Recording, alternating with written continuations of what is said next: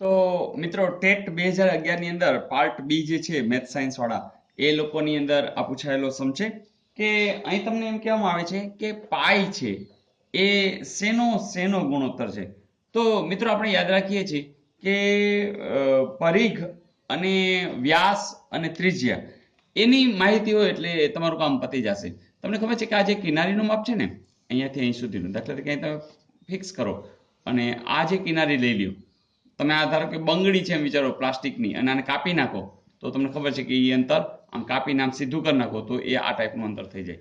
તો અહીંથી અહીં સુધીનું જે માપ છે એને આપણે પરિઘ બોલીએ છીએ અને એનું સૂત્ર છે 2πr. બરાબર છે. હવે તમે જ કહો કે જો આ પાય લેવું હોય તો મારે કેટલા વડે ભાગવો પડે? 2r વડે ભાગવો પડે, એટલે કે આ બે બે ઉડી જાય, આર ઉડી જાય, એટલે તમને ગુણોત્તરમાં પાય મળી જાય. અને 2r એટલે પણ ખબર છે કે ત્રિજ્યા અહીંથી અહીં સુધીની આર હોય અને ડબલ હોય, બરાબર ને?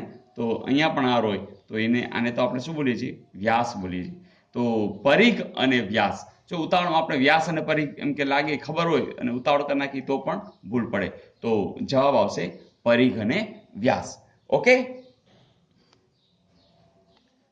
ને પછી એ બરાબર એ સમતાની કઈ પૂર્વધારણા?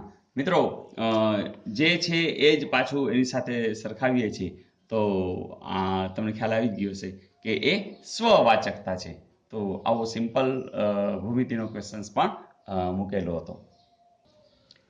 ને આ પણ બહુ સરસ મજાનો વર્તુળ આલેખ આધારિત સમ છે કે ભાઈ સચિન લંચ પહેલા 21 રન પર રમી રહ્યો હતો.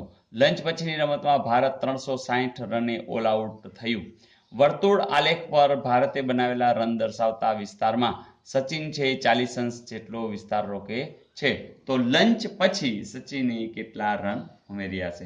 મિત્રો વર્તુળ આલેખની અંદર બીજું કશું હોતું નથી. જેમ કે આ વર્તુળ આલેખ છે, હવે આખે આખું જો વર્તુળ આલેખની વાત કરીએ તો આ ભારતે બનાવેલા રન છે. તો એ કેટલા છે? તો કે 360.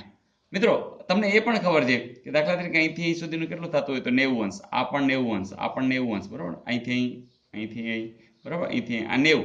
તો આપણે એ પણ ખબર છે કે ટોટલ 9 ચોક ને 36 એટલે કે 360 અંશ ટોટલ થતા હોય, બરાબર?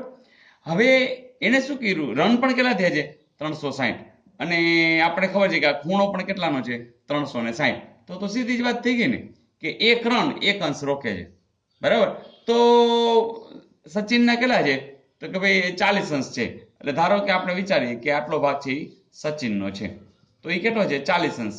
તો 40 અંશ હોવું એટલે શું? એને કેટલા રન કર્યા હશે? 40 રન કર્યા. તો એને લંચ પહેલા કેટલા કર્યા હતા? 21. તો હવે પછીનો ગોતવાનો છે ને, તો 40 માંથી 21 બાદ કરી નાખી, કેટલા આવશે? 19 અંશ. તો લંચ પહેલા 21 કર્યા હતા, પછી એને 19 કર્યા, એટલે કે એ 40 કરી લીધા. તો ઘણી વખત આટલી મોટી રકમ જોઈને તમે છોડી દો, અથવા તમે કે આમાં શું હશે, તો કંઈ હોય જ નહીં. બસ તમારે ખાલી એક વાર એની અંદર ઊંડાણમાં જાઓ અને એ દાખલાને સમજવાનો પ્રયાસ કરશો તો મને લાગે છે એકદમ ઇઝી હોય છે. ઓકે ફ્રેન્ડ્સ, તો પ્રેક્ટિસ ચાલુ રાખજો.